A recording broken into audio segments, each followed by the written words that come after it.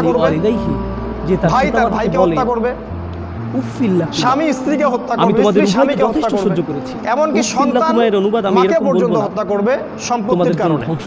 আর পিতা এটা মাতার সেই সাথে সন্তানের দাস ক্ষেত্রে দাসীর যে মতো আচরণ উঠে করা। শুনে যাচ্ছে, মা তাকে বলেই যাচ্ছেন নবী সল্লু, সাল্লাল্লাহু আলাইহি ওয়াসাল্লাম বলেছেন, সল্লু, নামাজ কিয়ামতের পড়ো, অন্যতম নামাজ নিদর্শন পড়ো, হচ্ছে নামাজ পড়ো, যে এটা করো না, সমাজের সেটা করো না, নামাজ পড়ো, বেশিরভাগ তাড়াতাড়ি মানুষ বাড়ি ফিরবে, সুদের আর সে সাথে বিরক্ত জড়িত হয়ে হয়ে গেছে। যাবে। সে আর শুনতে চায় না।